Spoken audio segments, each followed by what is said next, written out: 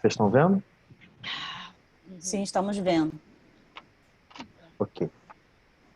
Então, né, o eixo de hoje, dando continuidade à última aula, a gente vai falar sobre a questão agrária e a repressão.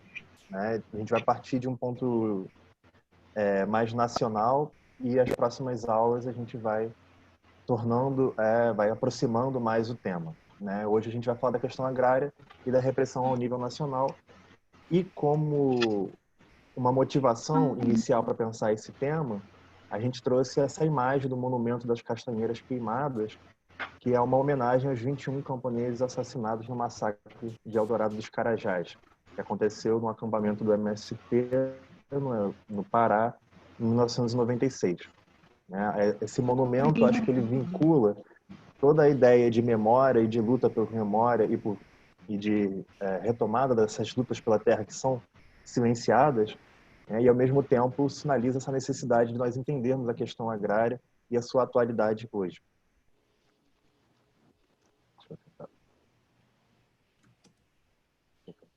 Consegui passar. Então, o primeiro ponto para hoje, né, é justamente se perguntar da atualidade da questão agrária e do porquê que a gente ainda deve falar de questão agrária. Esse é um tema que não está preso no século XIX, não está preso no início do século XX, mas ele tem uma atualidade que ainda hoje é fundamental para a gente entender. Então, a gente separou aqui 4 manchetes de jornal dos últimos 8 meses. Então, na verdade, todas elas durante esse período de quarentena e de pandemia, para a gente observar como essa ainda é uma questão que está no jornal o tempo inteiro e que está nas nossas vidas o tempo todo. Então, a primeira, apesar da crise, o Brasil tem aumento de exportação de alimentos. A segunda, Polícia Federal já tem provas para indiciar fazendeiros de Mato Grosso do Sul por queimadas no Pantanal. Despejo no acampamento Quilombo Grande, em Minas Gerais, acende alerta durante a pandemia.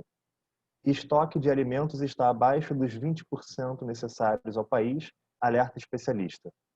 Embaixo, ex-presidente da Associação Brasileira de Reforma Agrária chama atenção para o risco de desabastecimento e mais inflação.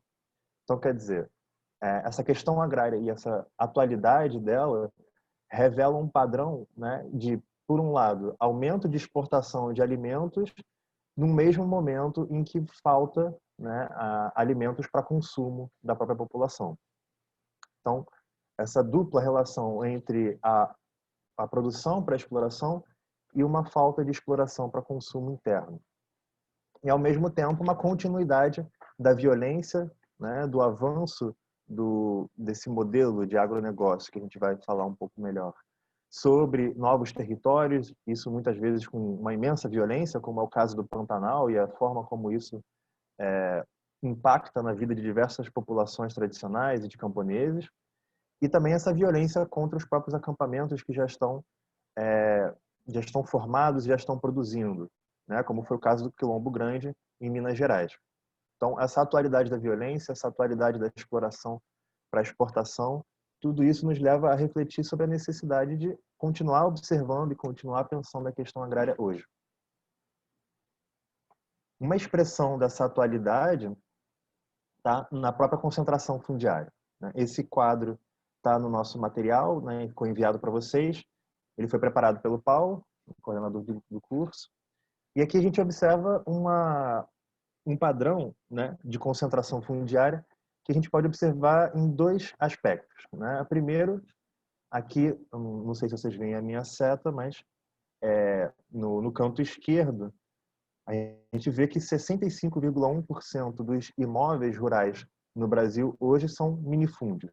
Né? Minifúndios são aquelas terras que são pequenas demais e elas não são capazes de garantir a reprodução social, a reprodução econômica daqueles que trabalham e moram nela.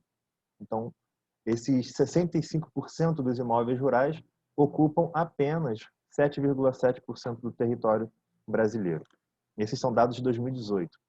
Enquanto, do outro lado, né, uma outra tendência que também marca a história do Brasil é a presença do latifúndio, que são essas grandes extensões de terra que nem sempre são totalmente produtivas ou mesmo produtivas,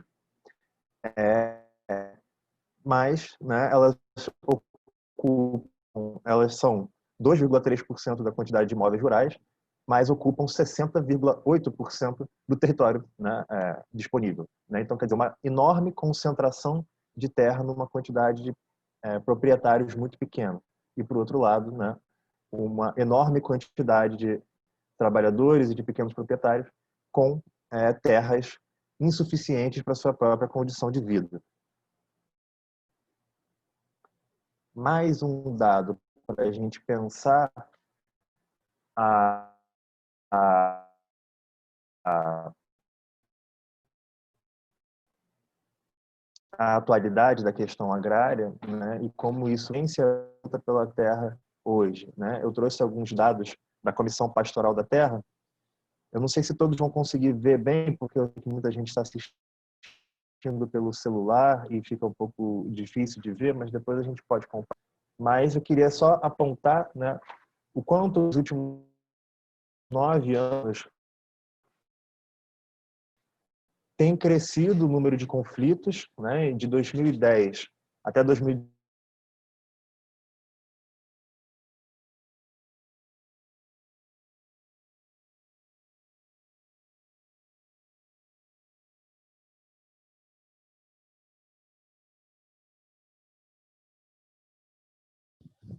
Fabrício caiu, gente. Não, o Ricardo parece que caiu. A internet dele travou lá e ele caiu. Ixi, caramba. Vamos aguardar um pouquinho, ver se ele consegue retornar. Para ver se ele retoma aí a exposição, pessoal.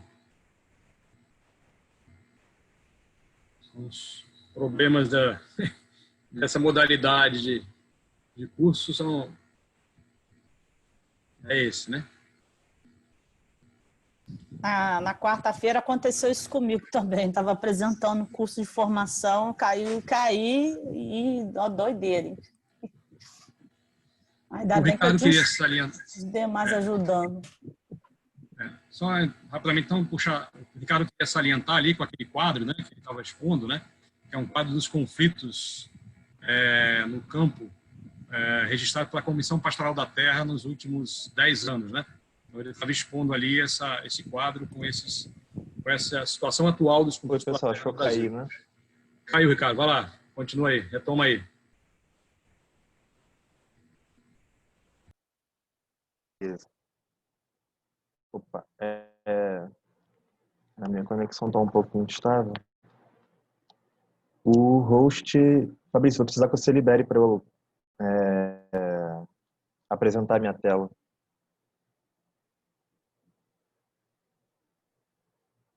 Ricardo, você caiu quando você estava explicando o quadro dos conflitos da CPT, tá? Só para te situar, né? Estava falando sobre o quadro dos conflitos lá do Partido Caderno da CPT. Aí foi quando caiu. Tá? Uhum. Tá. Valeu, Paulinho. Obrigado. Consegue compartilhar agora, Ricardo? Beleza. Consigo. Então, né, continuando, desculpa ter caído, mas a internet a gente nunca sabe o que vai acontecer. Então, só apontando, né, retomando o fio, o número de conflitos que tem permanecido alto nesses últimos 9 anos, né, mas cresceu bastante. Né? Foi de 1.186 em 2010 para 1.830 em 2019. O número de assassinatos também teve uma alta, né, até 2017, quando chegou a um dos maiores patamares, de 71 mortos naquele ano. Esse talvez seja o único dado positivo em que houve uma diminuição, né, apesar da gente nunca ter certeza, né, da quantidade de mortos de fato, devido à falta de dados mais concretos. Agora, 2 dados que assustam bastante, né, é o número de pessoas que aumentou envolvidas nesses conflitos no campo, que envolvem conflitos trabalhistas, conflitos por terra e conflitos pela água, né, que foi crescendo de 559 mil para 859 mil pessoas. E o dado mais expressivo, né, que o número de hectares envolvidos nesses conflitos foi de 13 milhões para 53 milhões de hectares. Então, aí se envolvem, né, essas áreas de queimada, essas áreas de invasão, de expulsão, áreas de territórios indígenas, de territórios de povos tradicionais e camponeses, que vão sendo apropriadas e reapropriadas por grandes proprietários de terra que expulsam, né, essas populações das suas áreas. Então, trouxe esses 3 dados, né, esses 4 dados, né, para a gente repensar sobre a atualidade da questão agrária, tentando entender justamente esse modo de uso da terra e também as relações sociais e as relações de poder e os conflitos que perpassam a sociedade brasileira. Então, entendendo essa atualidade, vamos retomar um pouco a história para observar como isso se constituiu hoje, né, até hoje. Aí a gente volta, né, como é de costume, a gente volta para entender a própria colonização do Brasil e observar como, a partir de ali, já se configura algumas dessas raízes das violências e das lutas que passam a questão da terra no Brasil. Primeiro, a gente tem que entender que são 300 anos de colonização.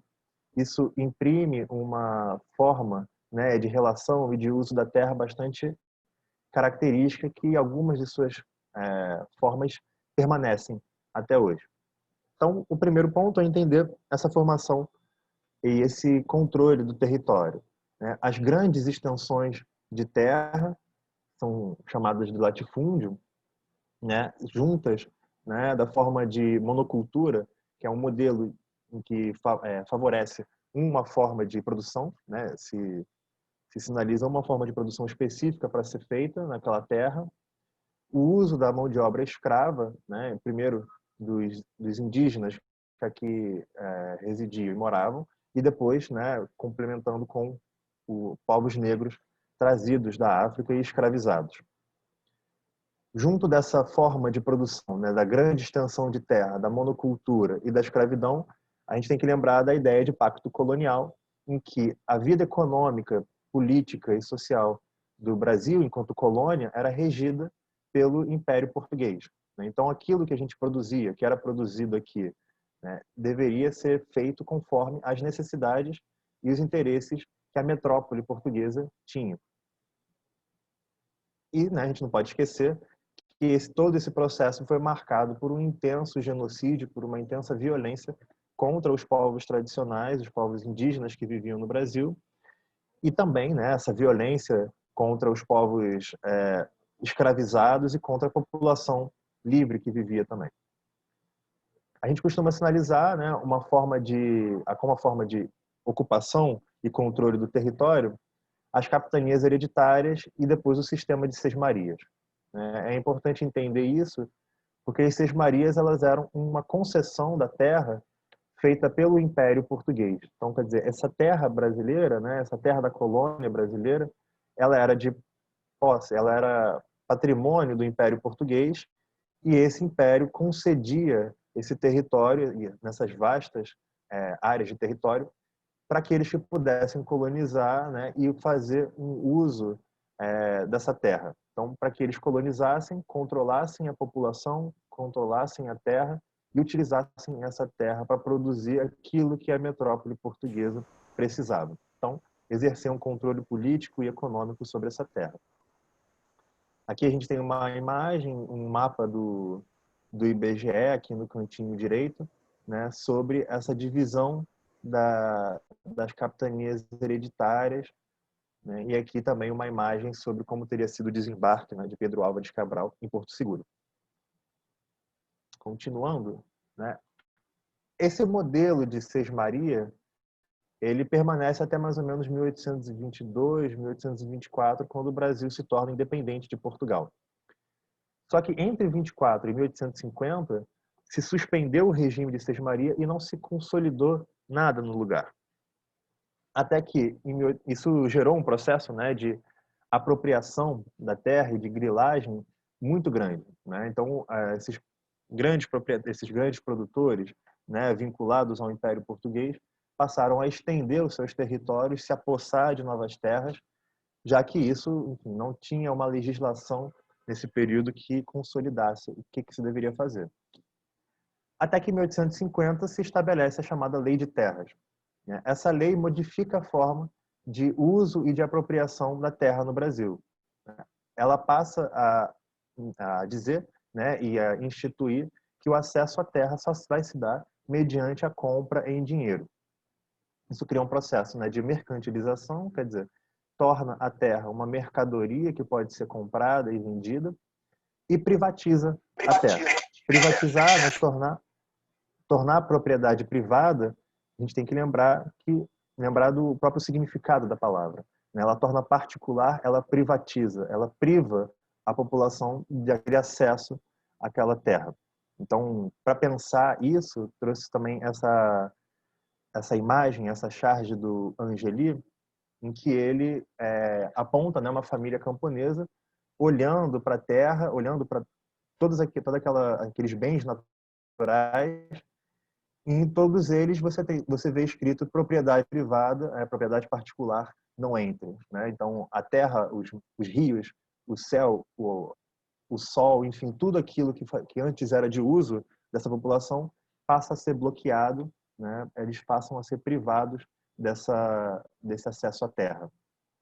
Bem, não é à toa que isso acontece em 1850. Esse é um período em que o trabalho escravo já começa a ser diminuído devido às pressões internacionais no Brasil, mas também devido às diversas revoltas e ao próprio movimento abolicionista no Brasil que pautava o fim do trabalho escravo. E, ao mesmo tempo, com o fim do trabalho escravo, tem um movimento de imigração bastante grande para o Brasil. Então, muitos europeus a população pobre, principalmente da Europa, que não encontrava as condições de vida favoráveis nos seus países, vêm para o Brasil para aqui tentar encontrar terra, encontrar condições de vida, né? Muitos com o desejo de depois voltar, mas a maioria desejando, né, encontrar alguma solução para sua vida. Então, né, essa lei de terras vem como uma forma de bloquear o acesso dessa população livre, dessa população imigrante, dessa população de ex-escravos e também da população pobre brasileira que não era escravizada, mas também não era senhor de terra. Então, tem um sociólogo paulista, né, o José de Souza Martins, ele traz essa ideia do cativeiro do homem, né, da escravidão ao cativeiro da terra, né, novas formas de exploração da terra que privam essa terra do acesso dessa população mais pobre. Isso gera uma série de novas formas de trabalho, né, que a gente não vai aprofundar, mas que é importante ter em mente essas diversas denominações, como colonos, poceiros, moradores, foreiros, arrendatários, parceiros. São formas de relação de trabalho que também trazem consigo algumas características das formas compulsórias, né, de trabalho, da escravidão, como a alta exploração do trabalho, o forte poder exercido pelo patrão sobre seus trabalhadores, mas já começa também a misturar algumas formas de trabalho assalariado, de trabalho livre. Então é um momento de intensa mudança no campo, né? E lembrando que essa ainda é uma sociedade majoritariamente rural, né? Então é muito importante ter em mente isso. Passando de forma bem breve por esses contextos históricos, né, só para a gente tentar entender a questão agrária hoje e como ela se constrói, também é importante lembrar do que acontece na República Velha, né? Então, pós instauração da República, em 1889, nesse período que vai até 1930. O que é importante da gente saber nesse contexto, né? Em 1891, a nova Constituição do Brasil modifica a forma do controle da terra, né? Até então, né, entre 1850 e até 1889, 1891, a terra ela era de controle do Estado, né, do Estado Nacional. A partir de 1891, essa terra passa a ser de controle dos estados federativos, né, dos governos estaduais. O que isso resulta na prática? Isso consolida as grandes propriedades, isso consolida o modo de grilagem, né, fortalecendo esse poder local, esse poder dos coronéis, como a gente costuma chamar, né? Bem, grilagem, aqui eu estou usando esse termo, ainda não expliquei, mas a grilagem é uma forma né, Oi. de você tornar legal uma ilegalidade, né? Você constitui a propriedade da terra de forma ilegal e você modifica o termo de propriedade da terra, alterando o tamanho dessa terra, ou muitas vezes criando, né, do nada, uma nova propriedade da terra, dizendo que você sempre foi dono daquela terra. Então, quando você passa a deixar isso na mão dos governos estaduais, mais pressionadas pelo poder local, né, isso faz com que aumente o número de grilagens e consolide essas grandes propriedades feitas, né, na sua grande maioria, ilegalmente. Esse também é um momento, né, de enorme controle policial e político sobre as populações urbanas e camponesas do início do século XX. A gente pode lembrar de algumas das revoltas prestadas e a Canudos. Mas a gente também pode pensar, né, que também nas cidades começava um movimento mais intenso de mobilização e de revolta, né? Em 1917 tem grandes greves no Rio de Janeiro e em São Paulo. Em 1920 tem todo o movimento tenentista que atravessa o Brasil, né, pautando modificações no regime político, mas que passa também a descobrir a realidade da desigualdade e da exploração do campo. Nesse momento, passa a se consolidar uma ideia do campo como um sinônimo do atraso, né? Então, um atraso a ser transformado, a ser modificado.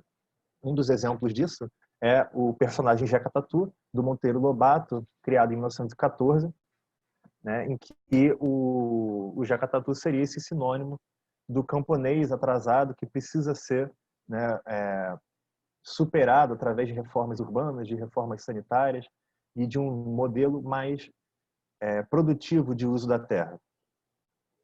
Então, né, só para fechar esse período, 1920 é um momento de crise política, de crise econômica e de crise social, e também uma dessas crises econômicas é a própria crise do abastecimento interno, né? É um momento em que faltava alimento para a população e o alimento que tinha aumentava enormemente de preço, e isso gerava uma tensão social muito grande. Eu sei que eu estou passando bem rápido por vários momentos, mas depois no debate a gente pode voltar caso fique alguma dúvida, caso vocês queiram apontar alguma coisa. Bem, devido a esse conjunto de crises, né, a partir de 1930, com o governo Vargas, depois com a ditadura de Vargas, se estabelece um novo modelo de intervenção do Estado sobre essa questão agrária. Um desses modelos é a política de colonização. Essa política de colonização, talvez o exemplo que a gente mais lembre seja a Marcha para o Oeste, né? Mas a ideia dessa política era de, primeiro, criar novas cidades e expandir o controle territorial, né? Então, uma forma de você integrar o território nacional, né, e passar a ter um controle efetivo, principalmente nas áreas de fronteira, mas também vinha como uma política de criação, de produção de alimentos para que fossem consumidos internamente. Então, esse ponto é importante, porque a ideia da política de colonização não era alterar ou intervir sobre a estrutura agrária e fundiária desigual e concentrada no Brasil, né? Mas, pelo contrário, né? Era criar novos espaços para a produção de alimentos que fossem ser consumidos internamente. Então, não se modifica esse padrão da agroexportação. Então, também a política de colonização veio com a ideia de alocar essa população, tanto imigrante, né, que chegava no Brasil, mas também essa população migrante nacional que não encontrava terra e que era o tempo todo expulsa das suas terras, né? Então, buscar um local para alocar essa população e intervir sobre os conflitos, né? Como eu falei, não é uma política que busca reformular a estrutura agrária, né? Ela não buscava realizar uma reforma agrária, mas ela buscava apenas solucionar alguns desses problemas. Bem, uma das questões é que a política de colonização ela gerou um efeito um pouco contrário, né? O que ela fez inicialmente aumentou a produção da terra, mas ela também valorizou o preço dessas terras e isso gerou novos avanços da grilagem e novos avanços do despejo dessas populações camponesas e tradicionais das suas próprias terras. Então, né, em 1950, a gente começa a observar um padrão do uso da terra para especulação, ou seja, para valorizar o seu preço e para depois vender essa terra. Frequentemente, essa população camponesa era despejada com esses grandes proprietários de terra colocando o gado na fazenda, né? Então, eles colocavam o gado, esse gado comia a produção que eles faziam e expulsavam essas pessoas das suas terras. Então, quer dizer, 1950 a 1960, a gente vê um aprofundamento dessa crise, né? Por um lado, a terra está bloqueada, porque, enfim, a privatização da terra, o despejo, a grilagem, vai bloqueando os caminhos possíveis para essa população camponesa. Por outro lado, a gente tem um clima de alta exploração do trabalho, né? Proprietários de terra que desejavam produzir cada vez mais e, para isso, exploravam cada vez mais os seus trabalhadores.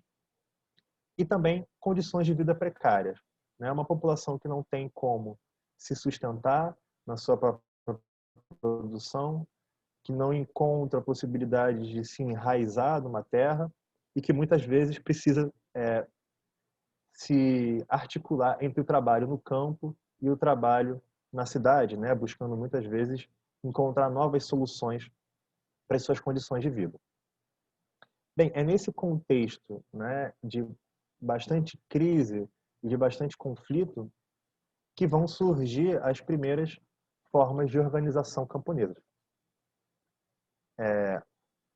Entre 1950 e 1960, surgem, né, e são formadas as associações de lavradores, né? Elas surgem a partir do Partido Comunista Brasileiro, em que ele vai, em alguns locais, e tentando articular associações a níveis municipais, né, organizar esses lavradores, organizar essas diversas formas de trabalhadores do campo, em torno das pautas que eles, enfim, mais percebiam como necessárias, né? Em alguns casos vão ser os direitos trabalhistas, o direito à sindicalização, e em uma outra grande maioria dos casos vai ser a reforma agrária como como uma pauta, né, de se fazer com que essa população fosse assentada em territórios e pudesse ter uma certa autonomia da sua própria produção, das suas próprias condições de vida.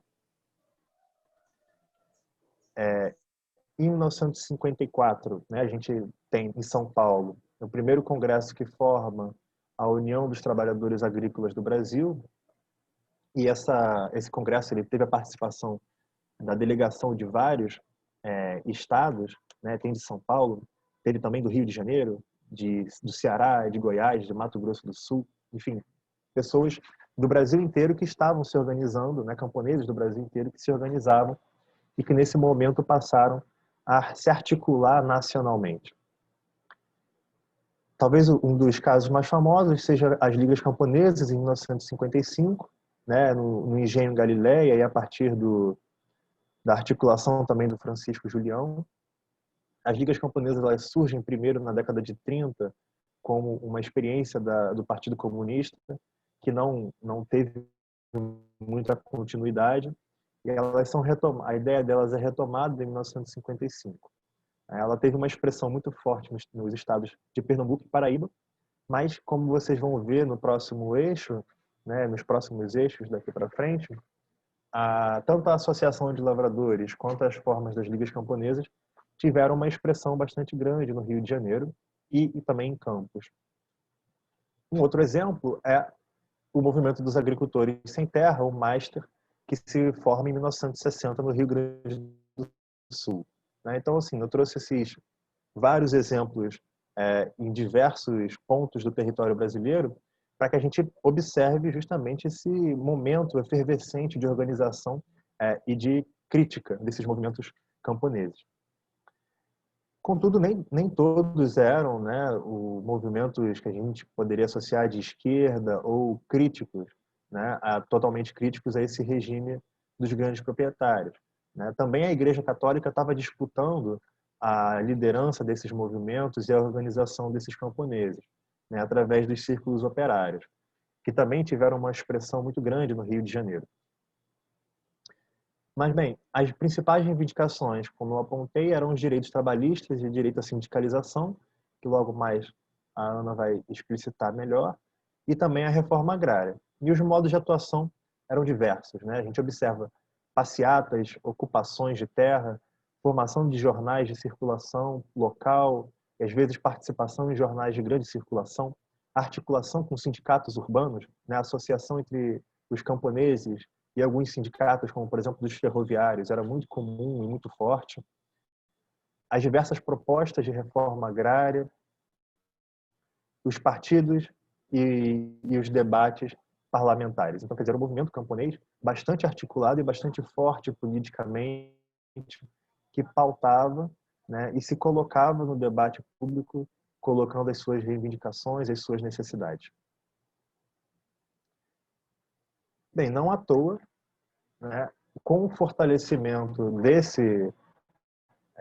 dessa organização camponesa, vai vir a reação do golpe de 1964, né, e a própria ditadura.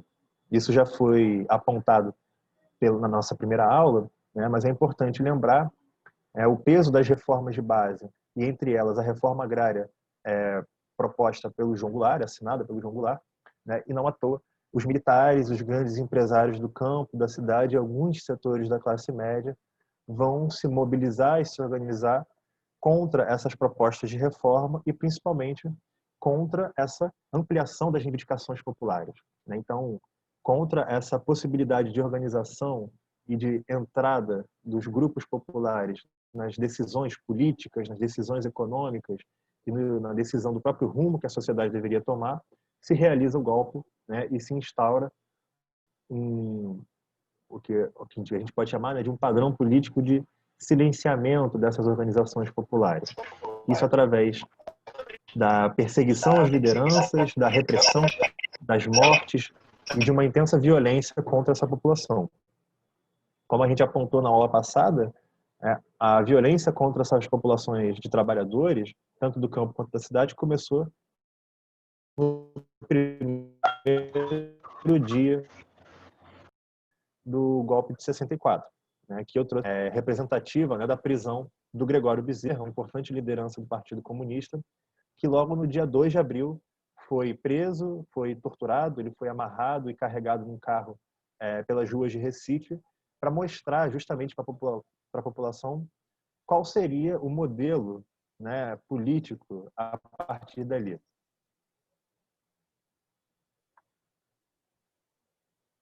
Bem, só que quando a gente fala do campo, né, a gente tem que entender uma ideia de uma dupla perseguição tanto às lideranças quanto às populações camponesas. Então a gente observa uma articulação de interesses entre os grandes proprietários e o Estado, né? Mas por que dupla perseguição, né? Primeiro, uma perseguição propriamente estatal, né, onde a gente pode ver tanto a repressão policial, a violência policial, mas também a atuação do sistema do Poder Judiciário, que autorizava despejos e reintegrações de posse, favorecendo os grandes proprietários. Mas a gente também pode ver políticas públicas que são aprovadas favorecendo os grandes proprietários de terra. E, por um outro lado, essa perseguição pela violência privada, né? A gente, nos casos dos jagunços, das próprias grilagens de terra, os assassinatos, né? E uma intensa omissão estatal, né, que não passa a observar ou a proteger essa população camponesa contra as expulsões, contra os despejos, contra as queimas de casas, a destruição das plantações e essas violações de direitos humanos, né, que passam a ocorrer de forma deliberada e permissiva. Então, essa dupla perseguição, né, ela consolida essa forma de dominação no campo e essa estrutura agrária desigual. Entre os dados da Comissão Camponesa da Verdade, que foi citado na aula passada, foram apontados 1.196 camponeses e camponesas e seus apoiadores mortos ou desaparecidos entre 1961 e 1988. Agora, a gente sabe que esse número, com certeza, é muito maior devido à falta de dados efetivos, mas também essa violência no campo ela não se expressa só no número de assassinados, né? A destruição das casas, a expulsão, as ameaças, a violência cotidiana, ela cria efeitos muito mais duradouros do que apenas, né, os assassinatos. Tanto que o padre Ricardo Rezende chegou a chamar, né, de uma pedagogia do terror imposta pela ditadura e pela essa violência privada que se realiza no campo, né, amedrontando as populações, levando à expulsão. Ricardo, Oi? você tem mais 5 minutos, tá? Tá, beleza, Ana, obrigado. Nada, querido. Como uma das expressões, né, do interesse que o regime militar tinha sobre a questão agrária está o próprio Estatuto da Terra, né, que foi aprovado em novembro de 1964, então logo ali nos primeiros meses do regime militar. E essa legislação, né, ela classificou as ideias de minifúndio e latifúndio, observando que ambas tinham que ser resolvidas, né, tinham que ser abolidas da estrutura fundiária e agrária brasileira, e estabeleceu um modelo de empresa rural, que seria um modo mais racional e econômico de produção e de uso da terra. Então, quer dizer, é uma legislação que cria políticas de reforma agrária, de colonização, de tributação, né, de imposto territorial, cria formas de assistência, cria formas de financiamento e de política agrícola. E, ao mesmo tempo, ela estabelece a possibilidade da desapropriação das terras em caso de conflito e tensão social. Quer dizer, é uma legislação que abre a possibilidade da reforma agrária, só que num contexto em que a pressão popular foi completamente assolada pela violência. Então, possibilita a reforma agrária pontual nos casos de tensão social, né? Então não busca intervir diretamente na estrutura agrária brasileira. Só que essa possibilidade de reforma agrária fica enfraquecida devido à própria violência com que a organização camponesa foi tratada. Então, né, tentando fechar um pouco esse período da ditadura militar, a gente observa nessa correlação de forças do período duas formas de tratamento com relação ao campo, né? De um lado, uma modernização produtiva e conservadora que favorece os grandes proprietários de terra, né? A ideia do modelo da Revolução Verde, né? A Revolução Verde baseada em três fatores, né? A mecanização, ou seja, o uso de máquinas agrícolas, e isso leva a uma enorme redução da mão de obra, o uso de insumos químicos e agrotóxicos e o uso de sementes modificadas. Então, seria uma forma de aumentar a produtividade, né? Aumentar a quantidade de safras, a quantidade daquilo que é produzido na terra. Ao mesmo tempo, o financiamento, né, o crédito aberto, o que favorece essa expansão agropecuária e essa produção para exportação. Então, é um período que, mais uma vez, aprofunda essa característica das grandes extensões de terra voltadas para produzir alimentos a serem exportados.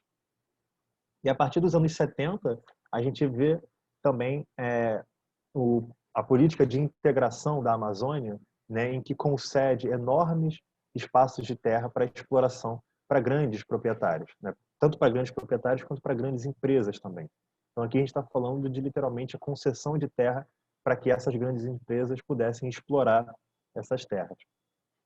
Enquanto que os efeitos dessas políticas para os pequenos proprietários e para os trabalhadores foi o processo de expulsão das suas terras, de êxodo rural, um trabalho cada vez mais precário, um endividamento cada vez maior, também a incerteza dessa colonização, que nem sempre era muito bem realizada, né, devido ao que a gente já falou, da própria violência com que essa população era tratada, né, a própria valorização da terra e depois a grilagem dessa terra, e também uma contaminação pelo agrotóxico e uma redução da mão de obra, né? Todos esses são elementos que se aprofundam nesse período e que continuam a se aprofundar até hoje. Então, antes da Ana entrar, Só queria, né, sinalizar que esse é um momento de reprodução das condições de conflito, né? A gente observa nesse gráfico que o número de propriedades com menos de 10 hectares, esse tom mais escuro do gráfico, cresceu entre 1960 e 1980. Então, durante o período do regime militar, as pequenas propriedades, os minifúndios, cresceram, né? Aumentaram os minifúndios. Enquanto que a quantidade de propriedades de latifúndios, né, não cresceu. Isso não significa que eles não tenham aumentado os seus territórios, mas o número de propriedades não aumentou. Isso também significa que não mexeu nessa concentração de terra. Ricardo, Depois a gente vai... seu Tá. tempo acabou. Pode concluir, por Eu acho... favor. Uhum. Eu acho que eu já estou acabando mesmo. Então, antes da Ana entrar, né, só apontar que se a gente observa essa reprodução das condições de conflito, a gente também vai observar a retomada da luta organizada, né? Então, acho que eu já posso passar para a Ana. Depois, qualquer coisa, eu volto um pouquinho para esse ponto. Mas pode começar, Ana.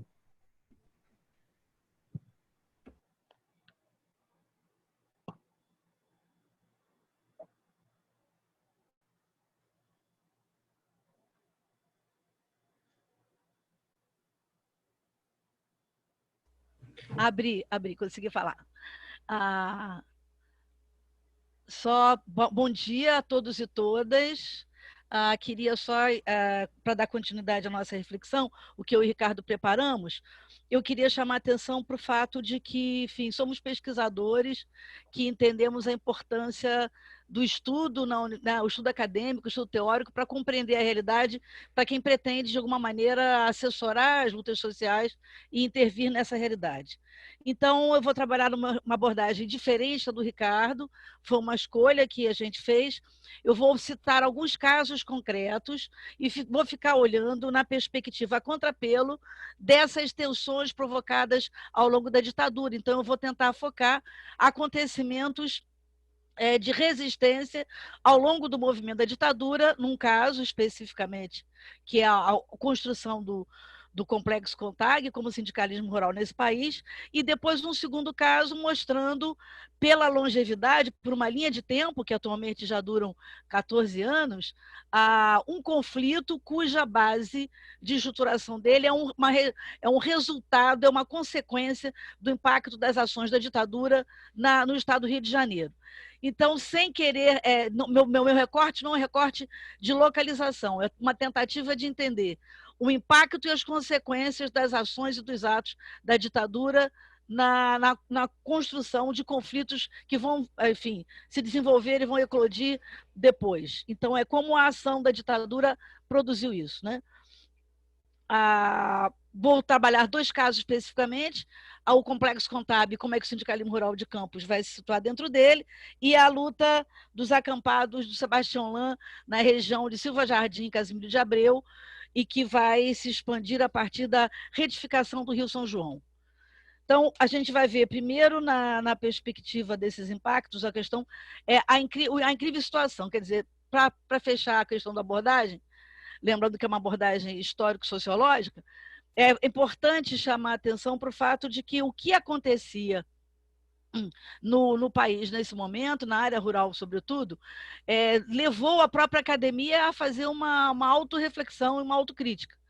Se considerava na área de história, sociologia, antropologia e ciência política, principalmente, a área das ciências sociais, que com a ditadura militar houve um fechamento, um trancamento das ações e que a luta de classe, portanto, teria tido uma certa paralisia e que as atuações de resistência não seriam importantes nem consideradas relevantes e não estariam podendo acontecer. Um livro importante do Eder Sader, ele mostra que, ao contrário, outras formas de movimento aconteciam e que a luta de classe jamais parou e que a resistência jamais deixou de existir. O livro chama-se Quando Outros Personagens Entram em Cena. Então, existem outras formas de se enxergar a luta de classes, não apenas restritas ao canal sindical, ao canal partidário, como se pretendia na época. A gente também vai ver na construção desse complexo CONTAG que, enfim, passando o mais rapidamente possível, porque as fontes bibliográficas do eixo 2 e do eixo 3, na apostila de vocês, tem material suficiente para vocês entenderem essa abordagem. Então, a gente vai perceber que, diferente do meio urbano, que de fato produziu uma intervenção nos sindicatos, de tal forma que a reação de resistência que vai levar a uma abertura democrática produzida pelo novo sindicalismo de São Paulo, ela vai se dar com um profundo desprezo das entidades sindicais de base e vai se autodenominar sindicalismo pela base. Enquanto que no meio rural a gente vai ver que a experiência foi diferente e ela demonstra a vivacidade da resistência e da luta. O que vai acontecer é que um grupo produzido, sobretudo nas lides da organização que faz pedagógica, que o Partido Comunista no Brasil faz, produziu um grupo de resistentes e rebeldes em Pernambuco que vai disputar a direção da CONTAG, já totalmente maniatada pela ditadura militar. A organização sindical, então, tem de base os sindicatos, que têm dimensão municipal, as federações a nível estadual e a confederação a nível nacional, que representa a totalidade dos trabalhadores rurais. As federações, apenas os trabalhadores rurais de um estado e o sindicato, apenas os trabalhadores rurais de um determinado município.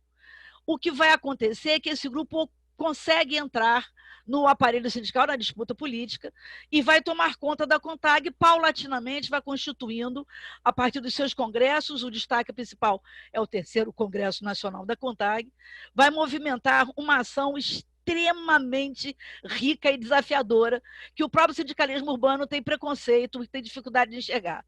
Na Constituição, brevemente, na Constituição da CUT, por exemplo, foi visto de maneira muito ruim a presença dos trabalhadores rurais considerados como clientela da CONTAG. E, portanto, esse preconceito afastou a CONTAG, no primeiro momento, dos debates da construção da própria Central Única de Trabalhadores. O sindicalismo urbano com prepotência se achava que só era possível o sindicalismo de resistência se viesse de baixo para cima pelo sindicato municipal. E a CONTAG dá uma lição mostrando historicamente que ela vem de cima para baixo, ela se constitui pela confederação. Assim, esse complexo de sistema sindical, ele consegue, por um lado, articular a direção política de cima para baixo, a partir da CONTAG, que tem um grupo progressista, enquanto as federações, a maioria delas, está sob intervenção, os sindicatos estão desativados, perderam a carta sindical, o nível de repressão da ditadura no meio rural foi grave, a gente só percebeu isso mais amplamente na Comissão da Verdade, no primeiro dia, já foram reprimidos, torturados, prisionados, enfim, carcerados, enfim. Então, esse sindicato ele vai se constituir a partir desse projeto político que vem da confederação. Em outras palavras, e simplificando, a bibliografia também está lá no eixo 2 e no eixo 3, quando a federação de um Estado não tinha uma atitude de apoio à resistência, apoio aos conflitos e às demandas e reivindicação dos trabalhadores, a confederação legalmente se fazia representar naquele lugar e, portanto, passando por cima da federação, era ela o canal sindical daqueles trabalhadores naquele Estado. Do mesmo modo, assim a CONTAG fazia descendo da base no município. Dessa forma, a CONTAG consegue ser a entidade sindical de peso que vai trazer a expressão da luta pelos direitos. Conforme o nível de repressão agudo que aconteceu na luta por terra, o fechamento do mercado de terra aos trabalhadores se torna muito mais significativo. Então, a luta que vai emergir como luta principal vai ser a luta pelos direitos. A CONTAG nasce de uma composição entre diferentes forças políticas, Partido Comunista, setores da igreja, mas nesse amálgama ela vai ter a direção desse grupo que veio de Pernambuco e é encabeçado por Zé Francisco.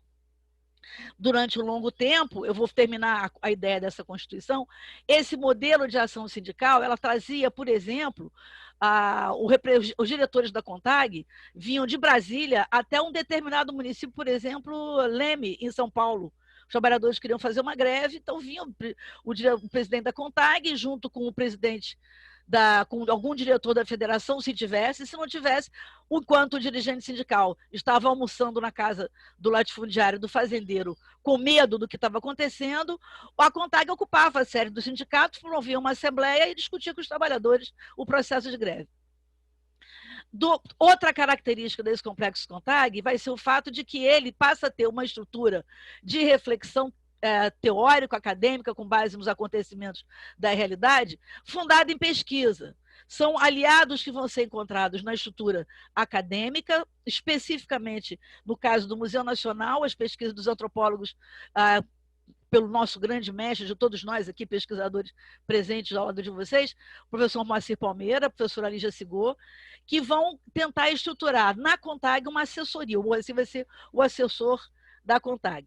Um conjunto de outros pesquisadores na área das ciências humanas adentra também na assessoria. Até então, o sindicalismo rural só conhecia a assessoria jurídica, que dava suporte à luta pelos direitos. A novidade de uma assessoria educacional vai trazer, então, a possibilidade de investigação e reconhecimento daquelas contradições regionais, da correlação de forças, montando, portanto, uma estratégia mais refletida e mais bem pensada. Com esse arrojo, né, de acontecimento, várias teses, isso tem um efeito também dentro da academia muito interessante, várias teses serão produzidas no Museu Nacional e que darão futuramente base e sustentação para o grande evento de ação sindical da CONTAG, que eu vou passar a relatar, na luta pelos direitos dos assalariados da cana no Brasil, que era uma força expressiva de trabalhadores assalariados sazonais, né, temporários, e que vão configurando uma lei de população nas periferias de várias cidades do Brasil inteiro, especialmente São Paulo, estado do Rio de Janeiro, Campos vai entrar, Norte Fluminense inteiro vai entrar, Pernambuco, Bahia e Alagoas. O que a CONTAG vai fazer com esse aporte de assessoria educacional, que vai acabar se refletindo também nas federações. Nas federações vão emergir também apoios e suportes. Alguns assessores sindicais educacionais foram forjados nesse processo de aprendizado, luta na academia e assessoria direta às lutas e às demandas principais. Vários profissionais da área de ciências humanas vão ocupar essas assessorias. A FETAG tem um papel importante na assessoria, isso independente de se avaliar o nível de intervenção que esses sindicatos, essas federações faziam ou não. Mas, de fato, a Federação do Estado do Rio de Janeiro é uma aliada do Complexo CONTAG. Então, na figura, sobretudo, do Heraldo Lírio, ele vai entrar dando a sustentação. Ele é uma figura que vem de Campos e vai dar sustentação à luta dos assalariados rurais. O que acontece é que o projeto principal, a Menina dos Olhos, do grupo da CONTAG, capitaneado pelo Zé Francisco, vai ser o Nordeste, que tem uma extensiva produção de cana e um contingente de trabalhadores rurais enorme, cada vez mais expressivo porque desempregados, trabalhando sazonalmente. Esses trabalhadores vão ser organizados e a CONTAG vai montar o seu projeto de greve. Então, o projeto político mais significativo é a greve dos canavieiros, que a CONTAG movimenta. Ela começa separadamente em alguns municípios, com apoio das assessorias jurídicas e educacionais. Ela regimenta nessas mobilizações, ela regimenta esses assessores das áreas de ciências sociais, tanto quanto as diretorias que são solidárias e parceiras nesse projeto. E se vai se implementando gradualmente nos municípios, depois a nível do Estado, se estabelece uma aliança com a Federação de Pernambuco, com a Federação de Alagoas e com a Federação da Bahia, e juntos com a CONTAG e mais alguns sindicatos que se aderiam ao projeto, foram paulatinamente constituindo as greves municipais, depois regionais, depois estaduais e, por fim, uma greve interestadual, unificando os três estados, né? Com o suporte da CONTAG e dessas assessorias.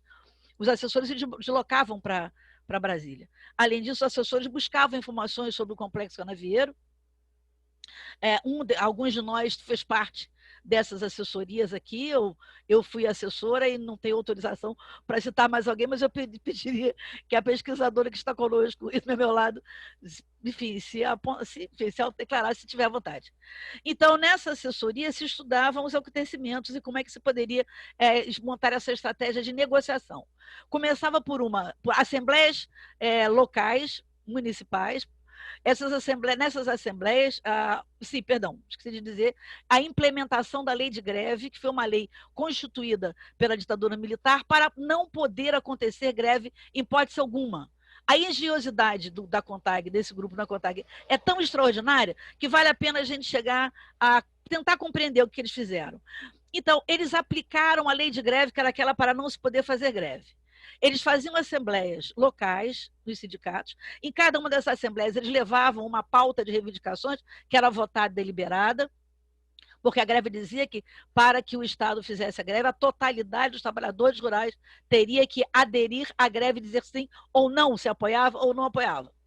Eles faziam essas negociações, essa pauta de negociações, como é sabido, o Estatuto da Terra sendo definido, como o Ricardo mostrou, o Estatuto do Trabalhador Rural ainda intencionado, sendo experimentado pela primeira vez, permitia que o Complexo CONTAG unificasse numa única categoria, que vai ser chamada de categoria guarda-chuva, de trabalhadores rurais, todas as variadas e diferentes formas de trabalho existentes no campo.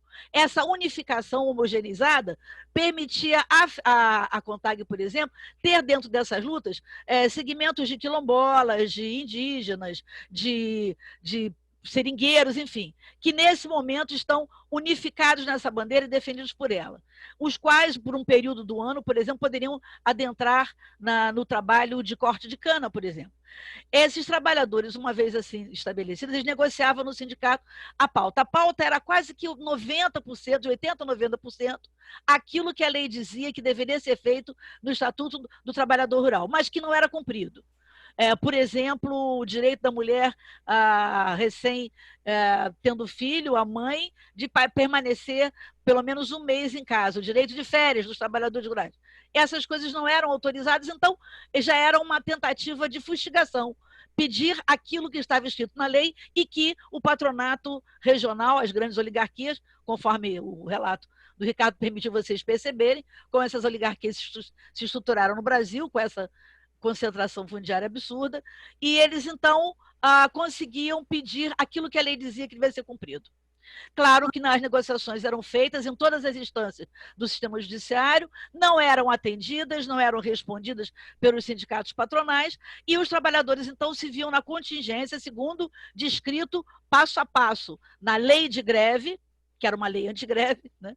Eles se viam na contingência de ter que levar a um dissídio coletivo. O dissídio coletivo... 5 Fala. minutos, tá? Tá bom. Eu vou contar um caso só.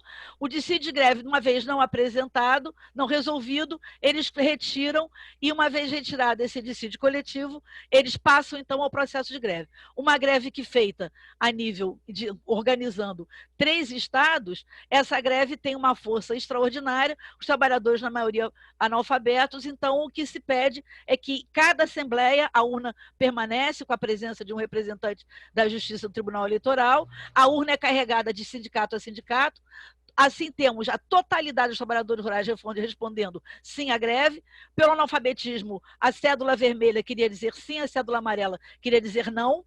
Eles, mesmo analfabetos, conseguiam colocar, e aparentemente se tem pouquíssima notícia e relato de casos insignificantes da presença de cédulas amarelas, mas a quase totalidade de cédulas vermelhas, um trabalho de mobilização e educacional feito nessas regiões. Bom, estourou a greve, mais de uma vez, essa greve unificada Bahia, Pernambuco e Alagoas, levou o Delfim Neto a descer de helicóptero no eito do canavial, ali dentro, e aceitar as negociações encaminhadas pelos trabalhadores. Bom, o que vai acontecer é que o Sindicato Trabalhadores Rurais de Campos, agora para agilizar, só bota o local para a gente entender o geral, ele vai se colocar na iminência de tentar fazer uma greve. Então, o Sindicato Trabalhadores Rurais de Campos forma quadros, forma delegados sindicais e passa a negociação e a greve não acontece, não há uma adesão dos trabalhadores. Subitamente, isso vai ser esmiuçado no próximo eixo 3, vocês vão ver que subitamente acontece uma primeira greve, mas essa primeira greve que nos interessa, ela vai ocorrer fora do chamado Complexo CONTAG. Embora abrigada, formada, sustentada pedagogicamente pelo Complexo CONTAG, ela sai fora do modelo de greve, né, de ação prática empreendido pela CONTAG. Se ela sai fora, ela acontece e ela dura 24, 48 horas no máximo, e dela sai uma carta chamada Carta de Alforria dos Trabalhadores Rurais de Campos. Eles se autodenominam alforria, é um nome simbólico, não por acaso, pela presença de escravidão e de quilombos em Campos, da visão da presença de uma igreja conservadora, da TFP, que tem a sua sede, um bispo extremamente reacionário, que trabalha ali dentro contaminando consciências, alimentando uma visão autoritária de mundo que os oprime e que os coloca de fora. Então, vocês vão ser detalhados, mas Campos primeiro sai fora desse modelo, mas no segundo momento em diante, na segunda greve em diante, ele já passa a se adequar e a se encaixar no chamado complexo CONTAG. Isso aí, eu não preciso entrar no segundo caso, a gente vai ter tempo para conversar. O importante a reter é que o sindicalismo de trabalhadores rurais, ele é extremamente ativo, perspicaz, ele consegue dar uma virada e uma rasteira na ditadura militar, né? A minha fala é para mostrar que a luta de classe está viva, o golpe militar não estanca a ação da história, né? A história continua, e nessa ação, usando a própria legislação criada pela ditadura, de modo, na minha opinião, extraordinário, o Complexo CONTAG produz greves significativas, alternando os direitos dos trabalhadores a partir do Nordeste, que também é outro enfoque preconceituoso, que o campo não apenas era atrasado, como o Ricardo mostrou, mas o Nordeste é considerado o culpado desse atraso. E segundo autores que a gente vai estudar, Chico de Oliveira, por exemplo, foi um grande acordão que as oligarquias do Nordeste fizeram, ganharam aparelhos de Estado, como o DNOS, como a Associação Brasileira do Café, ganharam a Associação Nacional do Cana-de-Açúcar, e eles ocupavam esses aparelhos, recebiam do Estado dinheiro, distribuíam esse dinheiro, uma forma de contornar o coronelismo, um outro tipo de coronelismo, assim mantendo os interesses populares locais, das sociedades locais, dizendo que fui eu que dei, quando na verdade era um dinheiro de Estado passado pela mão deles, que dava uso político clientelístico a isso. Então, é extraordinário, eu repito, a presença desse complexo CONTAG. E mais extraordinário ainda, a gente vê que a academia tinha resistência, achava que a luta de classe se estagnou, e que o movimento sindical valoroso, que chegou a abalar as estruturas da ditadura militar empresarial no Brasil, até eles consideravam com preconceito o que eu chamo de o lugar do rural dentro da Central Única de Trabalhadores. A CONTAG vai entrar muito depois em uma outra conjuntura. Mas, enfim, essa era a contribuição que eu queria fazer, não entrando na história local, mas mostrando a relação entre a ditadura, seus impactos e consequências nessa visão a contrapelo. É isso. Queria pedir para o Ricardo não esquecer de colocar, por favor, o acesso ao núcleo de pesquisa organizado pela Leonilde aqui, e que permite acesso a dados e documentos importantíssimos da história dos movimentos sociais no Brasil e das lutas no campo.